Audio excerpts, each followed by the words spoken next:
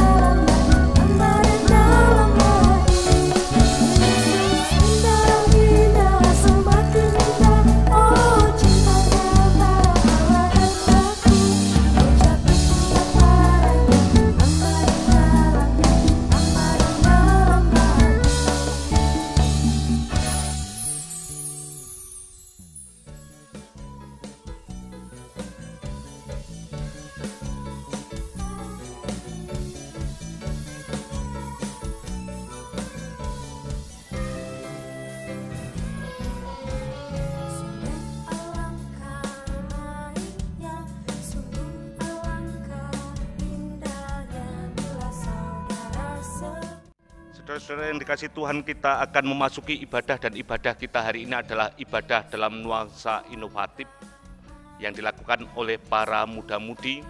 Semoga tetap menjadikan ibadah ini membawa suasana hikmat bagi saya dan saudara di tengah-tengah keluarga kita masing-masing. Kita memasuki panggilan ibadat, dan mari kita mengambil saat hening sejenak. Pertolongan kita asalnya dari Tuhan yang empunya kehidupan, yang menciptakan langit dan bumi, yang tidak pernah melepaskan kasih setianya. Bahkan kasih setianya kekal sampai selama-lamanya. Terimalah salam rasuli. Salam damai yang datangnya dari Tuhan Allah Bapa, kasih kemuliaan dari Tuhan Yesus Kristus menyertai saudara sekalian. Amin. Tema ibadah kita hari ini adalah kehadiran Tuhan itu memurnikan hidup saya dan saudara selaku umatnya. Dan untuk itu saya hari ini membaca bagian sabda Tuhan yang mendasari dari tema ibadah ini, Yesaya pasal 48 ayat yang ke-10 yang saya bacakan demikian. Sesungguhnya aku telah memurnikan engkau, namun bukan seperti perak, tetapi aku menguji engkau dalam dapur kesengsaraan. Dan melalui sabda Tuhan ini, mari kita diingatkan bahwa kehadiran Tuhan bisa terjadi dalam segala situasi yang kita hadapi. Amin. Kita sambut dengan menyanyi Sungguh Alangkah Baiknya.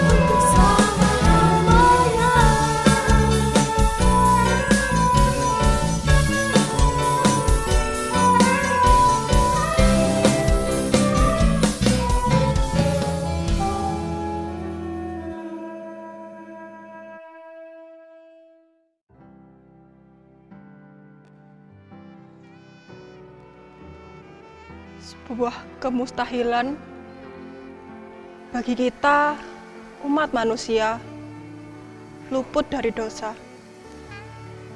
Entah itu dosa yang disengaja maupun tidak, dalam rupa tutur kata, tutur laku, ataupun pikiran. Dari banyaknya dosa yang ditimbun, apakah Tuhan pernah meninggalkan kita? Meskipun manusia berkubang dalam dosa tiap detiknya, Tuhan selalu memegang janjinya, berada di samping kita setiap waktu. Maka dari itu, bukankah sebagai ciptaannya yang dianugerahi akal dan pikiran, kita harus menyadari dan mengakui dosa? Luangkan waktu sejenak, merenung banyak mana dosa yang diperbuat atau berkat Tuhan yang diterima. Dari setiap detik, Tuhan mengizinkan kita bernafas. Berapa lama waktu yang disisihkan khusus untuk berbincang dengan Tuhan? Mari merendahkan diri, menghilangkan ego, mengaku padanya setiap dosa yang kita perbuat dengan sepenuh hati dan jiwa. Bersama kita menyanyi, Dia mengerti, dengan penghayatan akan janji Tuhan.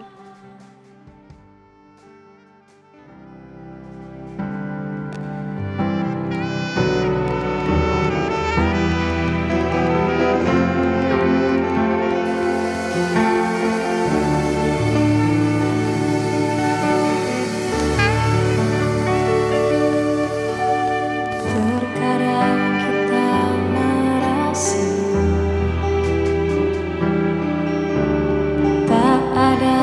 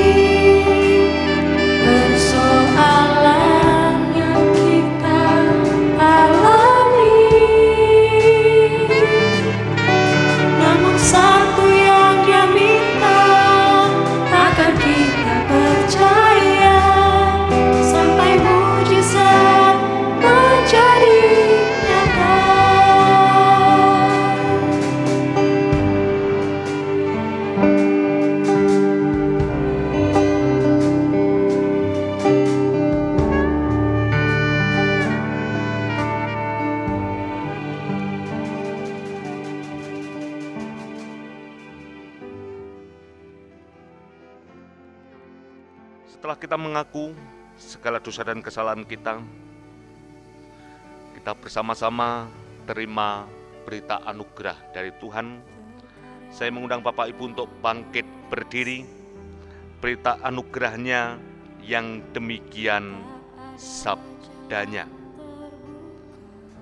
Aku yang tadinya seorang penghujat dan seorang penganiaya dan seorang ganas, tetapi aku telah dikasihininya, karena semuanya itu telah kulakukan tanpa pengetahuan, yaitu di luar iman.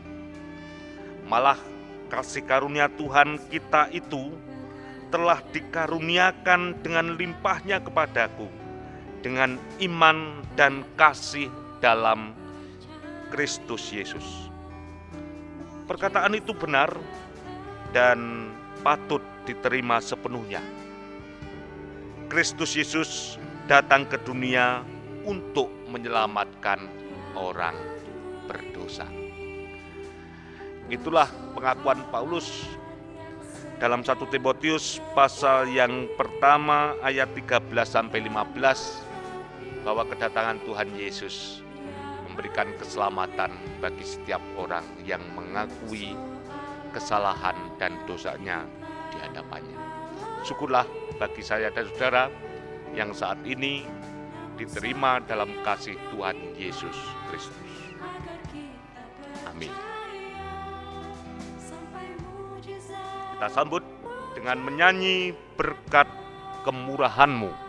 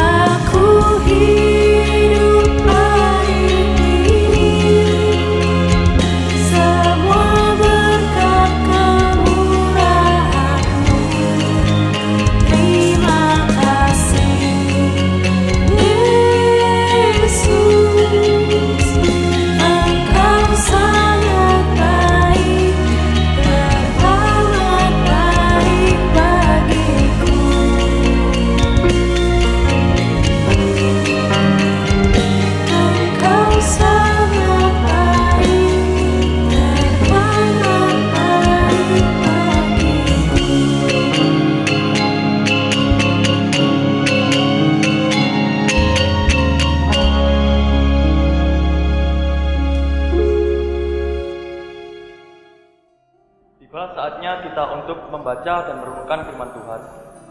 Bacaan firman Tuhan pada pagi hari ini diambil dari Yeremia pasal 28 ayat 5 sampai 9 dan Matius pasal 10 ayat 40 sampai 42. Namun, sebelum membaca dan merenungkan firman Tuhan, marilah kita berdoa terlebih dahulu. Kami bersyukur pada hari ini ya Tuhan, karena Tuhan masih memperkenankan kami seluruhnya membaca dan merenungkan firman Tuhan di tengah-tengah bangsa Indonesia yang mengalami pandemi Corona COVID-19. Biarlah Tuhan firman-Mu boleh tinggal di dalam hati kami dan kami laksanakan di dalam kehidupan kami sehari-hari. Amin. Kita bernyanyi terlebih dahulu dengan pujian Jiwaku Terbuka.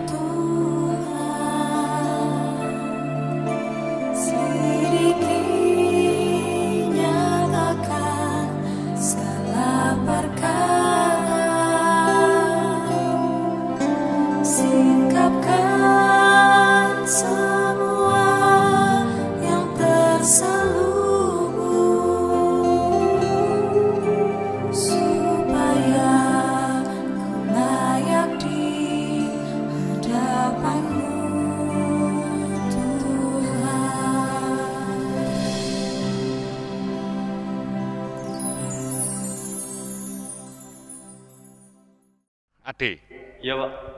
sebelum membaca Alkitab dari Yeremia tadi, nah, pernah kamu mengalami konflik dalam hidup? Pernah banget Pak. Konflik apa kira-kira? Contohnya kayak kesalahpahaman. Salah-pahaman? Iya. Ya, Intan? Tentang, jadi waktu itu teman saya pas waktu ujian nyimpan kertas di lokernya. Saya kira itu contekan. Jadi Ternyata? saya bilang ke guru kalau dia bawa contekan, ternyata bukan Pak. Oh. Kalau kamu Intan pernah ada kesalahpahaman? Pernah, Pak. Ya, dengan siapa? Dengan teman sendiri. Dengan teman sendiri. Persoalan? Persoalannya tentang permasalahan kehidupan perkuliahan. Oh, Gitu. begitu. Ya. Ya. Hari ini renungan kita adalah tentang konflik. Dan konflik itu adalah sebuah perbedaan pemahaman, tapi bukan sekedar konflik biasa. Yang dialami adalah konflik yang mengatasnamakan Tuhan. Jadi merasa dirinya sama-sama benar, tapi mengatasnamakan Tuhan. Kira-kira pernah mengalami yang semacam itu? Ya, Intan juga? Begitu, baguslah. Ya, hari ini Yeremia pasal yang ke-28 adalah sebuah konflik antara dua orang yang mengatasnamakan nabi dan kedua-duanya mengatasnamakan Tuhan. Ade, silakan baca Yeremia 28 ayat yang ke-5 sampai yang ke-9. Yeremia pasal 28 ayat yang ke-5 sampai 9. Demikian firman Tuhan. Lalu berkatalah Nabi Yeremia kepada Nabi Hanaya di depan mata imam-imam dan di depan mata seluruh rakyat yang berdiri di rumah Tuhan itu. Kata Nabi Yeremia, amin. Moga-moga Tuhan berbuat demikian. Moga-moga Tuhan menepati perkataan-perkataan yang kau nubuatkan itu dengan dikembalikannya perkakas-perkakas rumah Tuhan dan semua orang buangan itu dari Babel ke tempat ini. Hanya dengarkanlah hendaknya perkataan yang akan kukatakan ke telingamu dan ke telinga seluruh rakyat ini. Nabi-nabi yang ada sebelum aku dan sebelum engkau dari dahulu kala telah bernubuat kepada banyak negeri dan terhadap kerajaan-kerajaan yang besar tentang perang malapetaka dan penyakit sampar. Tetapi mengenai seorang nabi yang bernubuat tentang damai sejahtera, jika nubuat nabi itu digenapi, maka barulah ketahuan bahwa nabi itu benar-benar diutus oleh Tuhan. Amin. Ya, itu konflik antara dua orang nabi yang sama-sama mengatasnamakan firman Tuhan. Jadi seakan Tuhan menjadi legitimitas itu menganggap kebenaran dalam apa yang dilakukan. Nah, itu yang dialami oleh Yeremia dan Hanaya. Dua orang nabi yang menganggap ketika pada zaman Sedekia itu lahir sebelum Masehi, pasti kamu juga belum lahir, saya pun juga belum lahir ya. Ya, pada zaman itu ada dua orang nabi yang mengatakan tentang kehidupan bangsa Israel, bagaimana kehidupan bangsa Israel ini terjadi. Pasti kalau saudara ada konflik satu dengan yang lain, ada teman saudara sampai cerita kepada orang lain tentang konflik itu, pasti ada orang yang akan mengatakan, kira-kira kamu itu mau berteman dengan orang yang membela kamu atau yang kira-kira ya kasarannya memusuhi atau membenarkan secara objektif tentang kamu, kira-kira yang mana kira-kira? Intan? Yang lebih memihak saya. Lebih berpihak ya, lebih menyenangkan kita toh. Ya. Ya, pasti itu yang dialami juga di zaman Sedekia. Gambarannya Hanaya itu lebih menggambarkan tentang bagaimana Israel yang berdosa, Israel yang berbuat salah, dia di dalam dijerumuskan oleh orang Babel di negara Babel. Dia menganggap bahwa tidak lama ini nanti akan kembali, jadi diseneng-seneng nih, dimanja, ini tidak lama, hanya 2 tahun. Tetapi Yeremia tidak. Yeremia itu malah menganggap 70 tahun dia di dalam pembuangan.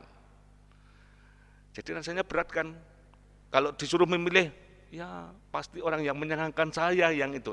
Tetapi dalam hal tertentu tidak demikian. Kadang kita dipersoalkan, diajak untuk sesuatu yang itu tadi, sesuatu yang berat ketika konflik. Jangan dianggap orang yang benar-benar memberikan sesuatu yang objektif kepada dirinya, itu dianggap musuh kita. Ketika kita diberi masukan tentang sesuatu yang jelek, jangan itu dianggap sesuatu yang memusuhi kita. Kadang-kadang kan itu tadi, ketika kita ada konflik, orang yang berpihak pada kita, ini adalah teman saya, ini teman kamu, bukan itu.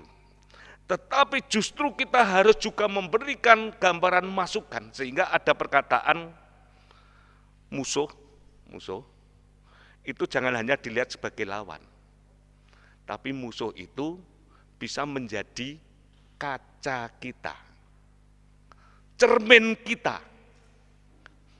Ingat ya, musuh itu bisa menjadi cermin kita. Ini sesuatu yang baik yang harus kita hayati. Dan itu juga yang dinyatakan dalam Injil Matius Tuhan Yesus. Kalau kita membaca Matius pasal 10, Tuhan Yesus pun tidak hanya sekedar aku datang membawa damai. Awal itu aku datang membawa pedang. Ada pemisahan satu dengan yang lain.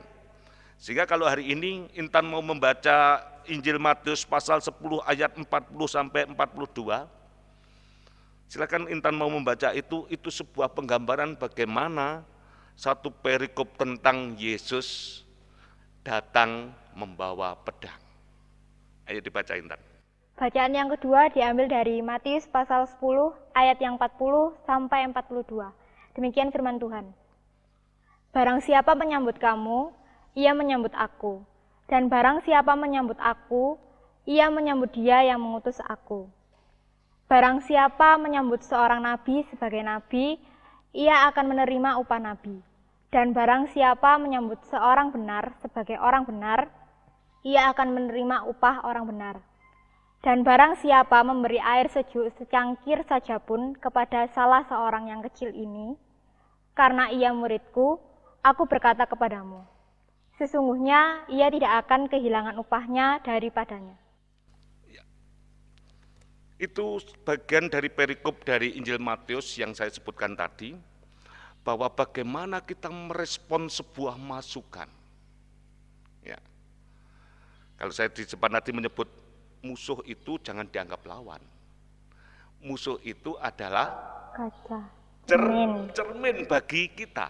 Sehingga ketika itu membuat sesuatu yang tidak benar, bagaimana kita menerima masukan itu, yang membuat apa semuanya itu, di dalam bacaan kita ini, sama seperti dia menyambut Tuhan Yesus yang merupakan sesuatu yang tidak menyenangkan itu, yang membuat kita mungkin, kalau orang Israel, dia di dalam pembuangan 70 tahun dijajah di Babel, sesuatu yang tidak menyenangkan bagi kita, marilah itu kita pakai menjadi sarana bagi saya dan saudara semakin didewasakan. Tidak harus semua itu sama dengan keinginan kita. Orang yang dewasa, orang yang tahu benar bagaimana keberbagian macam-macam pendapat, tetapi kita bijaksana menerima semuanya itu. Sehingga Tuhan Yesus menyebutkan barang siapa menyambut aku, yang kalau di sini menyebut dengan sesuatu yang penderitaan, dia juga menyebut nama Tuhan yang mengutus aku. Begitu juga saya dan saudara diajak untuk bersama-sama di tengah-tengah keberadaan ini, saya dan saudara diajak untuk memiliki sebuah kedewasaan. Untuk itu dalam ibadah inovatif para pemuda saat ini, selaku pemuda yang dewasa adalah pemuda yang bisa memiliki berbagai pemahaman tetapi tetap memiliki keteguhan hati. Pemuda yang dewasa adalah pemuda yang benar-benar di tengah-tengah konflik, dia tidak hanya menganggap situasi yang berbeda itu adalah musuh kita. Tetapi di tengah-tengah situasi konflik, kita tetap menganggap itu bagian dari pendapat yang bermacam-macam. Jadilah pemuda yang dewasa di tengah-tengah situasi yang berbeda, situasi yang ada, tetapi pegangan kita tetap kita memiliki Tuhan yang memurnikan hati kita, menjadikan saya dan saudara menjadi orang yang senantiasa hidup tetap bersuka cita. Karena kehadiran Tuhan bisa jadi di tengah-tengah situasi yang tidak kita sukai. Amin ya. Kehadiran Tuhan bisa dalam situasi yang kita tidak sukai. Namun itu semua akan mendewasakan saya dan saudara. Sama seperti situasi pandemi COVID-19 ini, yang siapa sih suka dengan situasi kayak gini, kan nggak suka ya? Jenuh nggak di rumah? Jenuh ya? Berapa kejenuhannya sekarang sudah? Tingkat 70%, 80%? Ya, kalau sudah tingkat kejenuhan situasi yang tidak enak ini, jangan menganggap ini situasi yang membuat kita tidak bisa dewasa. Tetapi situasi yang tidak mengenakkan ini membuat kita semakin dimurnikan, kita menghayati panggilan Tuhan. Makanya sejenuh apapun saudara di rumah, tetap menghadirkan Tuhan. Yang menguatkan kita, tetap jadikan Tuhan menjadi pegangan kita. Jaga ibadah selalu dilakukan ya. Ya, saya senang para pemuda, minggu juga ibadah. Malah sekarang ibadah saudara itu saya yakin kalau biasanya jam 7 di gereja, sekarang bisa jam berapa? Ya, macam-macam ya.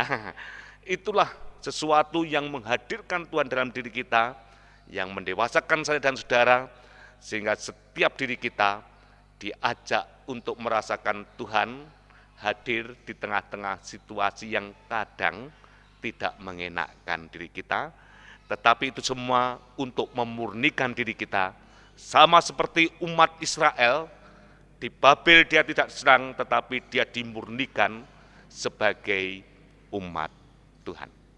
Kiranya kita semua menjadi umat yang semakin didewasakan dengan situasi, sukacita akan senantiasa membersamai setiap diri saya dan saudara. Tuhan memberkati Ade, memberkati Intan, hidup semakin dewasa, semakin memuliakan nama Tuhan. Amin. Kita mengambil saat teduh.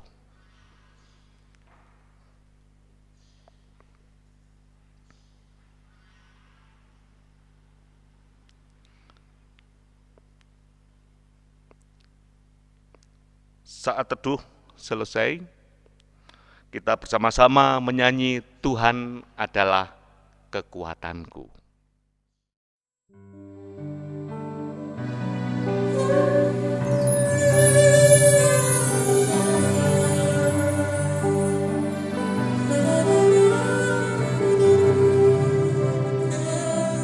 Tuhan adalah kekuatanku.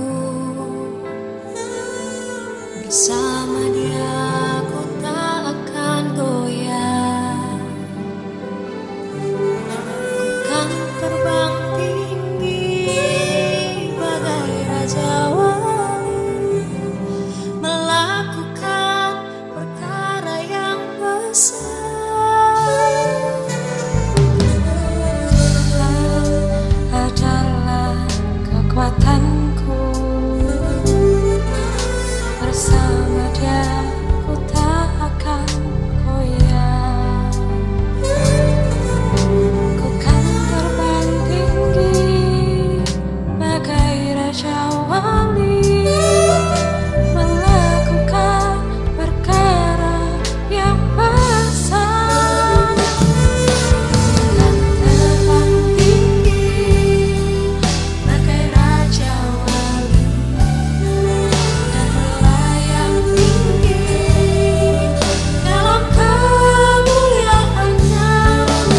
Biar bumi berguncang, badai menerpa, kan terbang tinggi bersamanya. Kan terbang tinggi bagai raja wali, dan melayang tinggi dalam kemuliaan-Nya. Biar bumi bergoncang, badai menerpa, ku kan terbang tinggi bersamanya. Ku kan terbang tinggi bersamanya.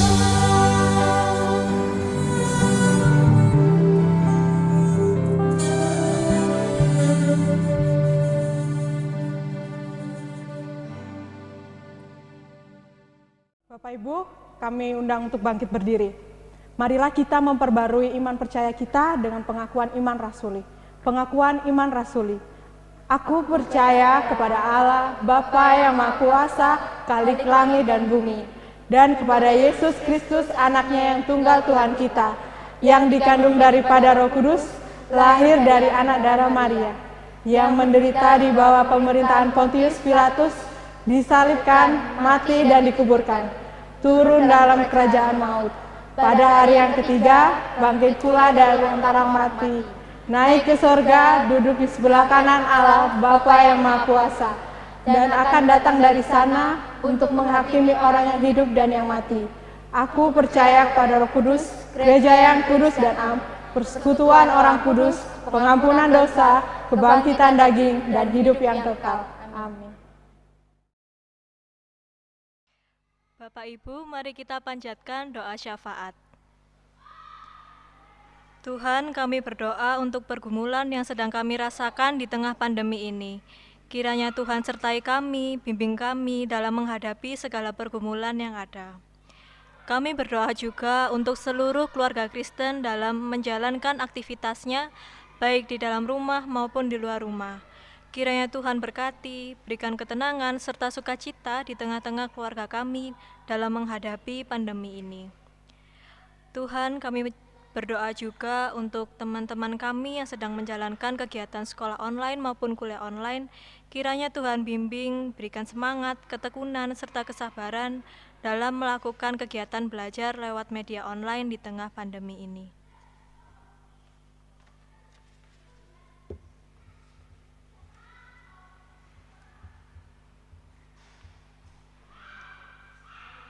Melanjutkan doa dari hamba-Mu ya Bapa. Segala puji syukur kami panjatkan kehadirat-Mu ya Bapa. Pada hari ini hamba-Mu ini akan mendoakan gereja rumah-Mu ya Bapa. Kiranya Engkau senantiasa memberkati gereja ini.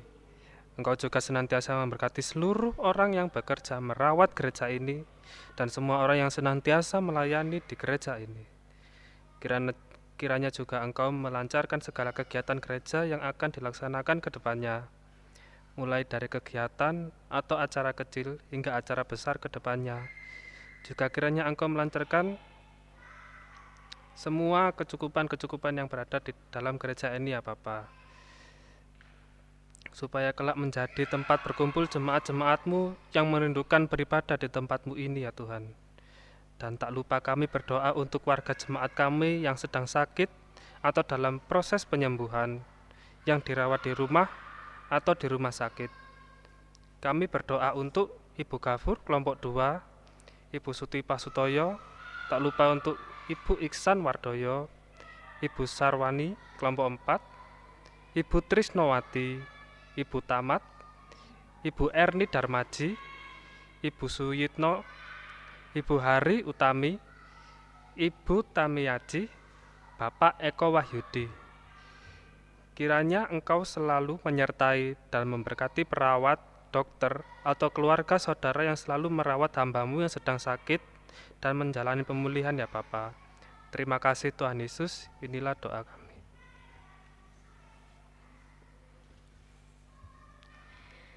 Ya Tuhan, di sini kami juga berdoa untuk bangsa dan negara kami, khususnya bangsa Indonesia yang saat ini sedang dilanda wabah COVID-19.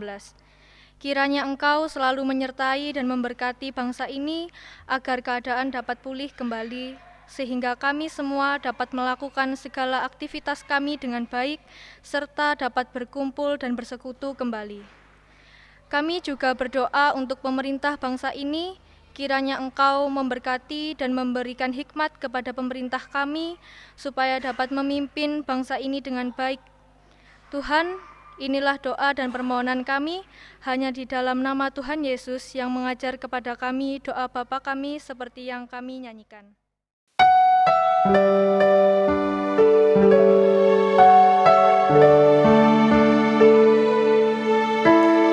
Bapa kami yang di surga, dikuduskanlah nama-Mu, datanglah kerajaan-Mu, jadilah kehendak-Mu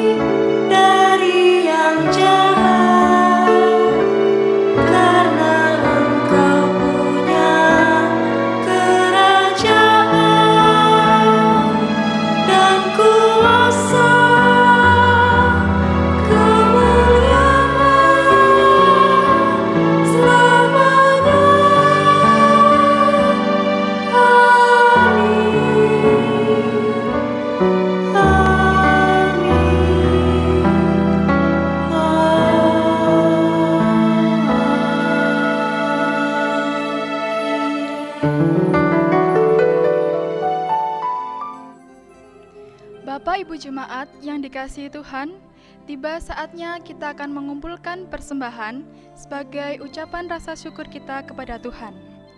Firman Tuhan yang mendasari kita pada saat ini terambil dari kitab 1 Tesalonika 5 ayat 18. Mengucap syukurlah dalam segala hal, sebab itulah yang dikehendaki Allah di dalam Kristus Yesus bagi kamu. Amin. Mari kita bersama-sama mengumpulkan persembahan dengan menyanyikan pujian Kunaikan Syukur.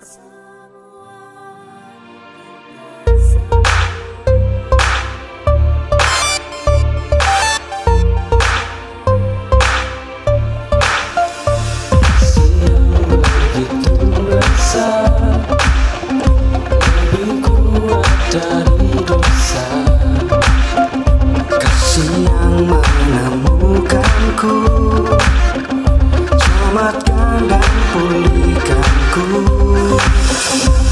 Ku naikkan syukurku, ku tak akan berhenti memuji, meninggikan namamu selalu, menari, memuliakanmu, dibebaskan, dibangkitkan, hidup yang kau beri dan kini hanya untukmu.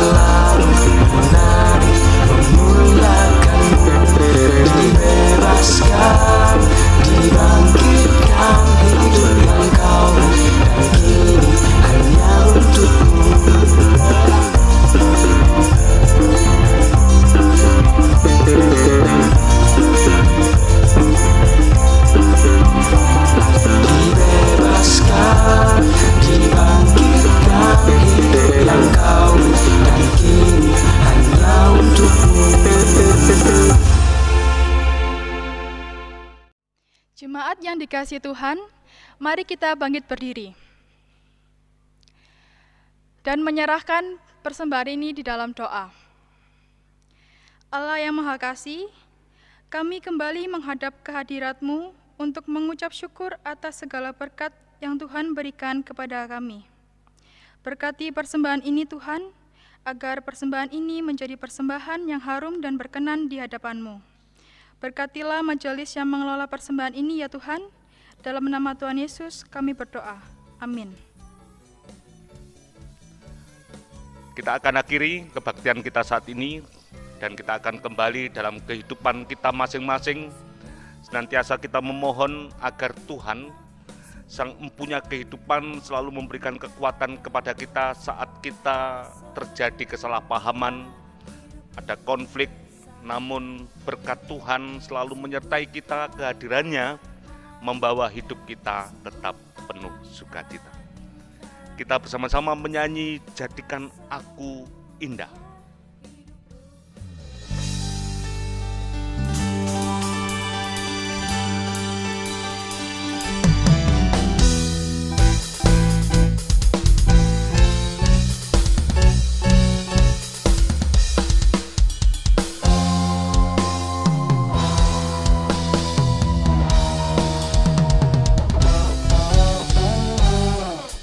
Ku datang ya Bapa,